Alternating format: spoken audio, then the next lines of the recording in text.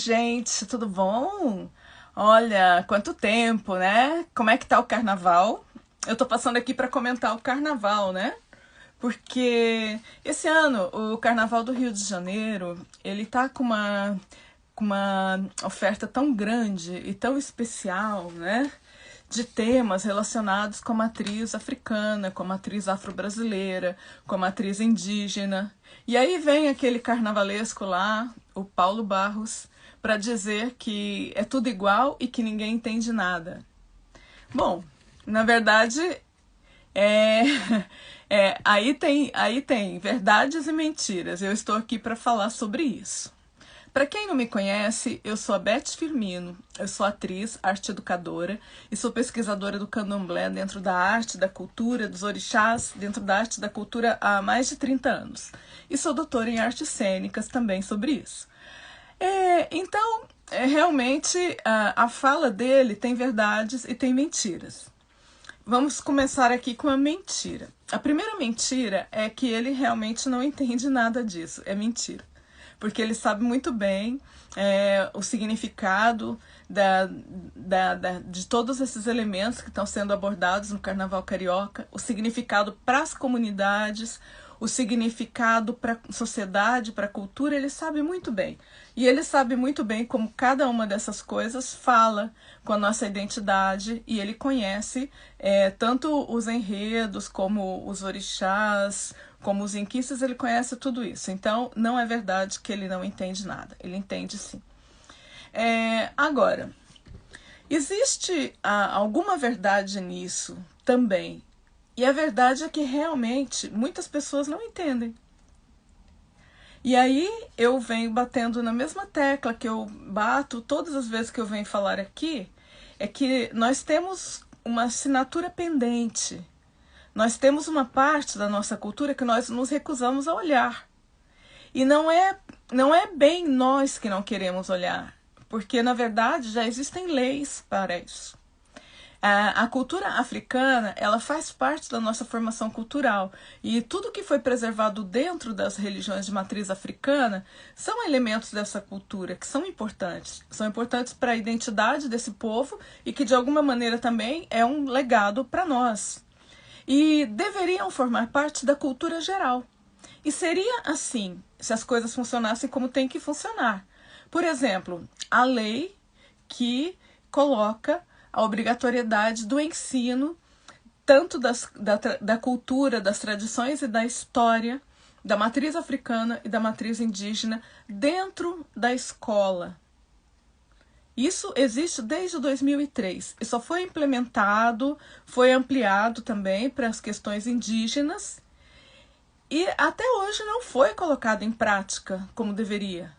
Porque se isso tivesse sido colocado em prática, então esses elementos da cultura que foram preservados dentro da religião e que não implicam que uma pessoa seja daquela religião em si, porque eu já vou dizer alguma coisa muito importante que eu gostaria que vocês lembrassem sobre o candomblé, que é o seguinte: o candomblé, o culto aos orixás, não é uma religião messiânica e nem evangélica, não é uma religião que fica tentando conseguir seguidores. Ao contrário, é uma religião de iniciação.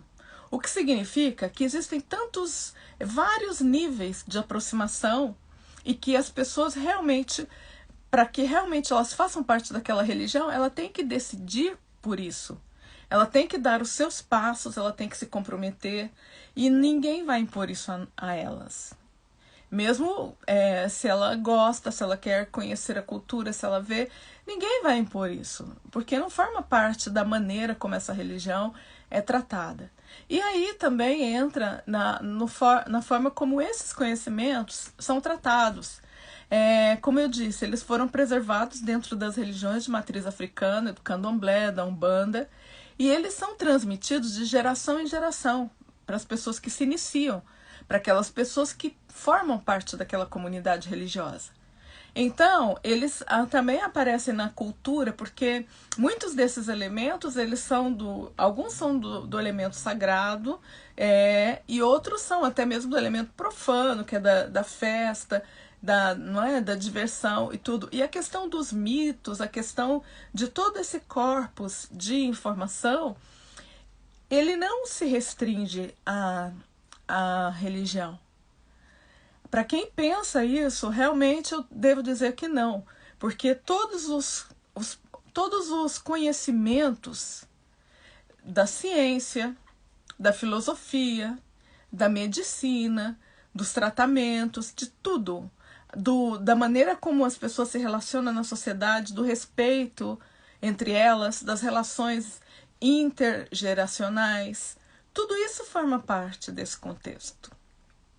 São elementos transversais, que não formam parte unicamente da religião. Então, ninguém precisa ter medo de ser, entre parênteses, contaminado. Né? Ninguém precisa ter medo de achar que você, só porque vai ver um candomblé, ou porque você vai ver isso no carnaval, que isso vai te contaminar e que, de alguma maneira, vai tomar conta das suas decisões pessoais, como se você não tivesse decisão própria. Não é nada disso. E ninguém dessas religiões vai correr atrás de você na rua e te obrigar a professar isso, de jeito nenhum. É uma forma de religião e de cultura ao mesmo tempo. E a transmissão da cultura, ela se passa dentro dessas comunidades, mas elas também são preservadas aí. E deste modo, nós temos uma herança de uma África pré-colonial. Porque essas pessoas que vieram para o Brasil em situação de escravidão, eles vieram antes daquele processo massivo de colonização da África do século XIX e do século XX. Então, eles ainda mantiveram muitos dos seus códigos culturais e trouxeram isso para a gente. E nós preservamos isso dentro das religiões. E aí, hoje, século XXI, o contexto é outro, meus amigos. Outro. Por quê? Porque nós somos uma sociedade, nós, o Brasil, eu digo porque eu também sou brasileira, embora eu não more mais no Brasil, eu moro na Espanha já desde 2007, eu fiz o meu doutorado aqui porque realmente no Brasil não consegui realizar, e realmente pesquisas como a minha e que outras pessoas tentam fazer e muitas vezes são bloqueadas, é o que a gente necessita, porque o contexto que nós temos hoje é outro. Nós já não somos mais uma sociedade de informação, estamos completamente já formados e desenvolvidos, estamos já em outro nível de desenvolvimento. Então, é legítimo que essas heranças culturais, elas sejam do nosso conhecimento. Eu não digo a questão da religião, a coisa mais profunda, a coisa que é guardada nos fundamentos, que são os segredos da religião. Isso ninguém vai querer revelar para vocês, pode ter certeza. Nem na festa, nem no carnaval, nem em lugar nenhum. Isso é próprio das iniciações, só quem se inicia que tem acesso. Então não se preocupem, porque vocês não vão ficar sabendo de nada que possa ser segredo ou comprometedor para vocês. Mas o que a gente ventila, o que a gente tem de conhecimento na cultura, isso deveria ser de conhecimento geral. Isso deveria formar parte da nossa cartilha como brasileiros, do nosso conhecimento comum, porque é parte da nossa cultura. Então, não dá para você dizer hoje, depois de 5 séculos, que nada aconteceu, que essas pessoas não existem, que elas não tinham uma cultura antes de vir para o Brasil. Sim, elas tinham uma cultura e elas tiveram uma resistência e isso foi preservado. E isso foi transformado, e isso ganhou vida, e isso está hoje no carnaval. Para quê? Para educar. Para educar aquelas pessoas que não foram educadas na escola, aquelas pessoas que não foram educadas na sua vida social, no seu dia a dia, ou porque não quiseram, ou porque não tiveram oportunidade. E aí eu digo que, em parte, é verdade o que ele fala. Por quê? Porque eu vi comentários e vários comentários de muita gente. E eu que sou uma pesquisadora desse tema e que realmente eu pesquiso e estudo isso a fundo, então realmente eu posso identificar quando uma pessoa sabe ou não do que ela está falando. E não estou dizendo que sejam coisas relevantes dentro da religião em si, mas coisas da cultura. Como, por exemplo, uma pessoa que não sabe o que é um inquice. Entende? Então vamos lá, gente. Nós temos que aumentar a nossa cultura, temos que aumentar o nosso conhecimento. Porque o Brasil, ele tem essa origem, ele tem essa formação. Essa formação, ela é genética e ela é epigenética. Genética, o que significa? Significa que os meus antepassados, que os seus antepassados, eles tiveram essa vivência. Nós temos isso na nossa carga genética, no nosso DNA. E epigenética, por quê? Porque essas pessoas contribuíram com a criação desse país. Então, elas deixaram a marca delas, elas deixaram as vivências delas aí. E é algo que está aí. E quando a gente não reconhece isso, a gente não tem por que ser tão ignorante como o Paulo, que na verdade ele sabe muito bem, ele conhece muito bem, mas ele não quer, ele está negando às pessoas o direito de conhecer, tá? Então, só para concluir, explicando aqui o que é Enquice, que está no enredo da Mangueira, que é muito interessante, o enredo da Mangueira, porque ele fala de história, ele fala das calungas ancestrais, que foram reveladas pelo tempo no cais, que são nada mais, nada menos do que as valas comuns, nas quais os escravizados eram sepultados no cais, quando chegavam no cais do Rio de Janeiro mortos, depois de atravessar o Oceano Atlântico. E isso só foi descoberto séculos depois, quando foram feitas reformas e descobriram ali as ossadas.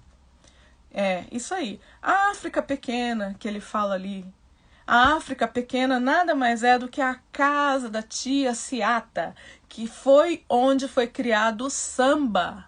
É a origem do samba carioca, gente. A tia Ciata de Oxum, que era mãe de santo, que era cozinheira, que fazia doces. Essa mulher, foi ali que surgiram os primeiros sambas do Rio de Janeiro, como, por exemplo, aquele Por Telefone. O chefe da polícia, pelo telefone, manda me avisar. O Pixinguinha era criança, ele foi criança ali, ia lá batucar e fazer samba. Gente, o que a gente está perdendo? A gente está perdendo informações importantes. Por quê? Por preconceito? Eu não diria preconceito, eu diria burrice e ignorância, tá bom?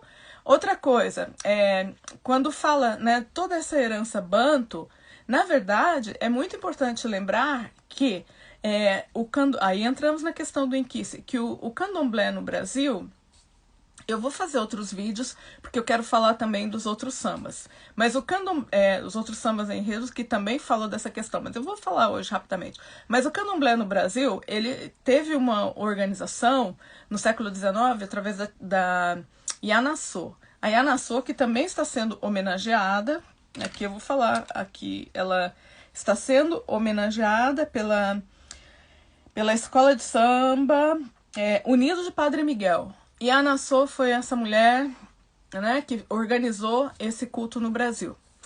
Mas a gente já sabe que os cultos, de alguma maneira, eles já existiam e sempre existiram.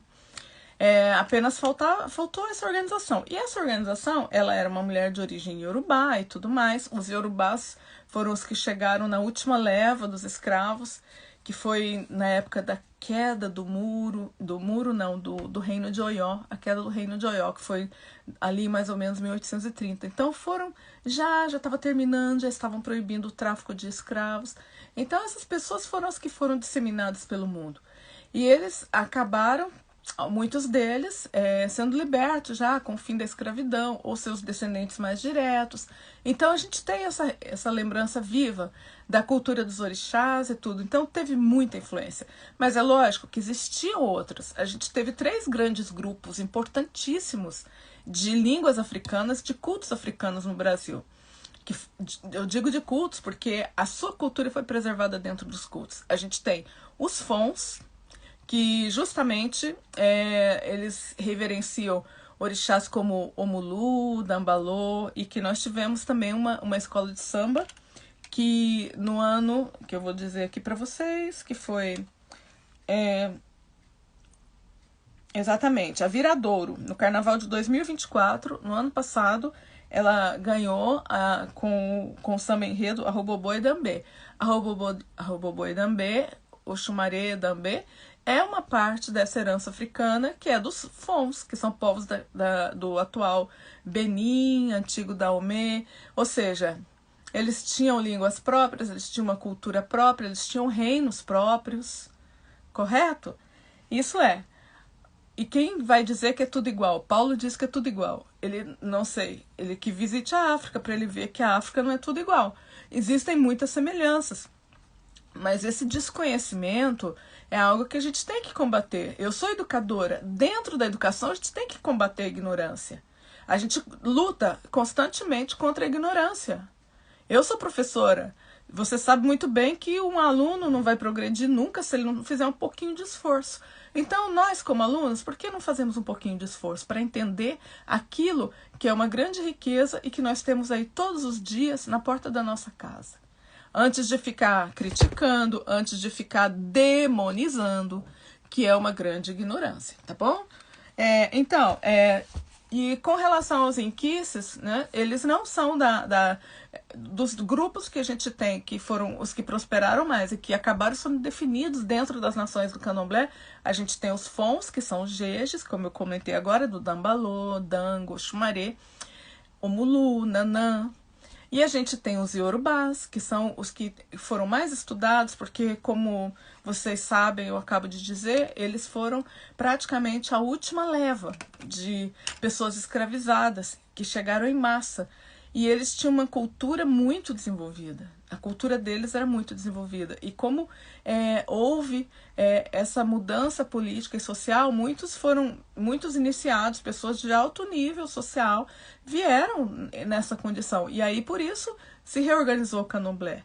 E com essa reorganização, os outros cultos, né, os outros também ganharam. Por quê?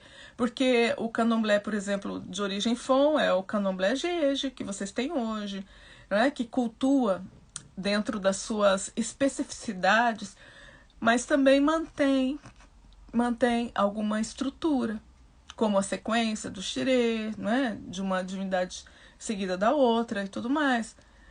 Os Jeje são esses povos aí. Os Yorubás é o povo Nagô, é o povo do Candomblé, o que a gente conhece mais. E os Bantus foram os primeiros, inclusive, a virem para o Brasil, que eram os que tinham, que até hoje são os que mais contato têm com Portugal, que é onde a gente tem as colônias de Angola, de Moçambique. Então, essas pessoas, os primeiros que vieram, eles foram mais encaminhados para a questão da vida rural, no campo, dos jesuítas.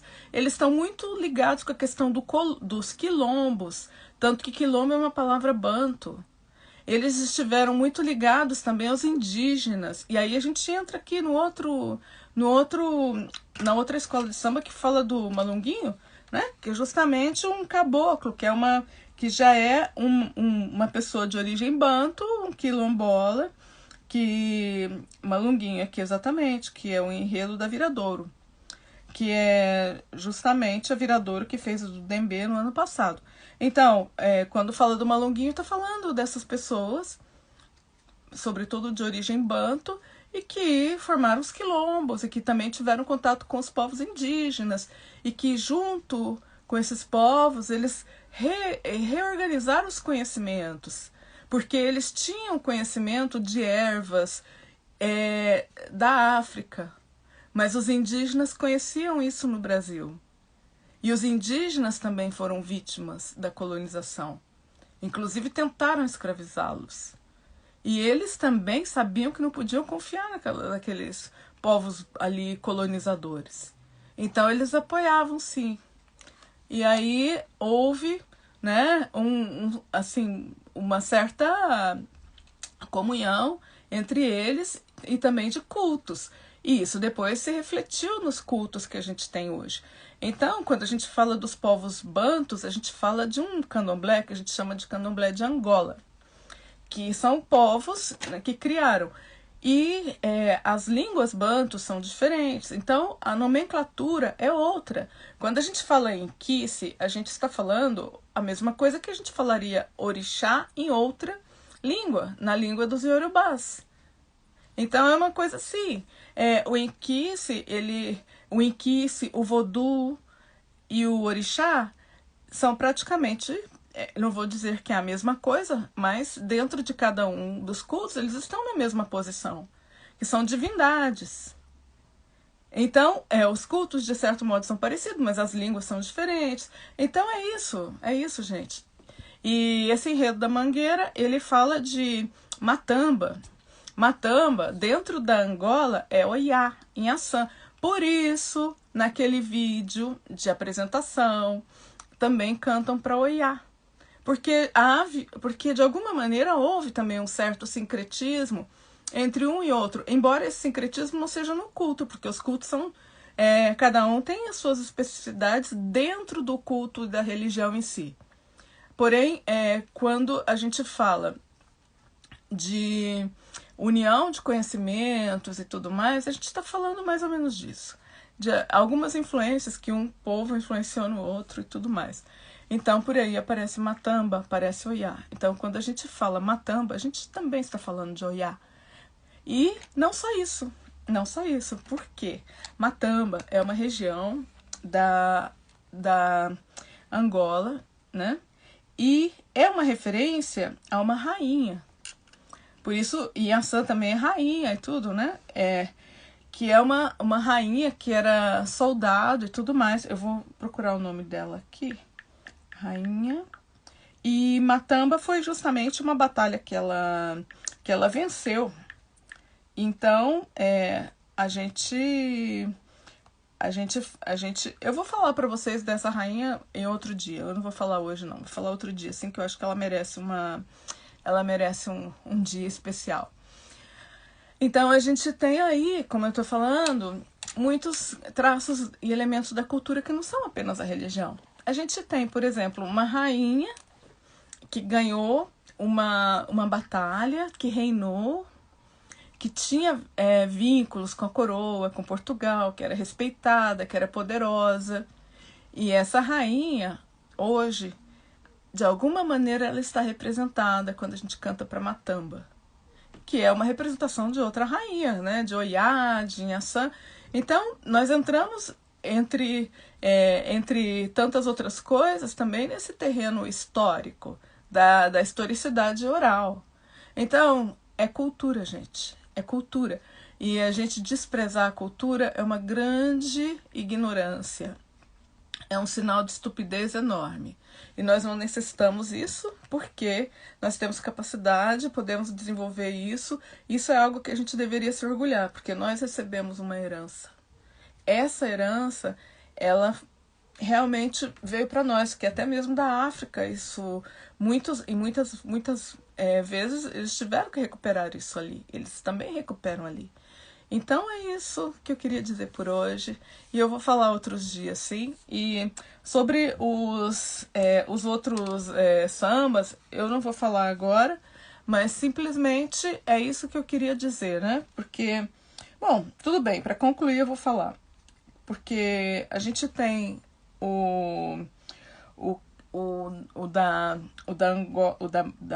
dos Bantos da Angola, que foi sobre Oiá, Matamba. Nós temos também o que faz referência ao Mulang, a todos esses, mas nós temos que ver, olha, vamos relacionando aqui. Vamos lá, Unidos de Padre Miguel, homenagem a Yanassô, que foi a criadora do candomblé. Depois nós temos aqui a Imperatriz, que faz uma referência entre um mito entre Xangô e Oxalá, que aí já a gente está falando de uma herança iorubá, é um mito iorubá. Temos a Viradouro, que trabalha essa questão do caboclo, da Jurema, né, que são as misturas de cultos entre os bantos e os indígenas, que é no caso do Malunguinho, que é o personagem. Nós temos a Mangueira, que eu já falei, que é Matamba, Oiá, que é a questão dos bantos, né?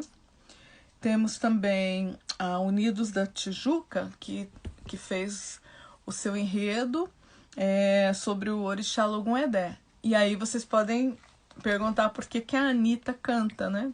Pro Logum-Edé. Pois ela canta porque é o orixá dela, que ela também é do candomblé, e esse é o orixá dela. E, por último, a gente tem aqui a Salgueiro,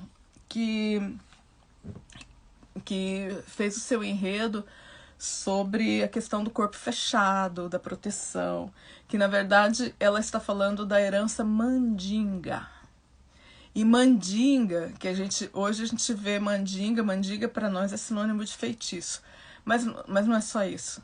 Na verdade, mandingas eram os povos mandingas, que eram da região da África Ocidental, daquela região lá, da Serra Leoa, aquela região ali de cima, né? Bem lá em cima da África. E esses povos, não só da Serra Leoa, ali tem também, além da Serra Leoa, a gente tem um pouco antes do Senegal, mas está por ali. A gente tem alguns países ali. E aqueles povos daquela região, eles eram especializados em ouro, eles eram especializados em mineração. Tanto que ali é uma região que ainda existem minas de ouro. E eles tinham o costume de fazer patuás, que eram uns amuletos de couro que eles bordavam e que continham frases, fragmentos do Alcorão, porque eles eram muçulmanos.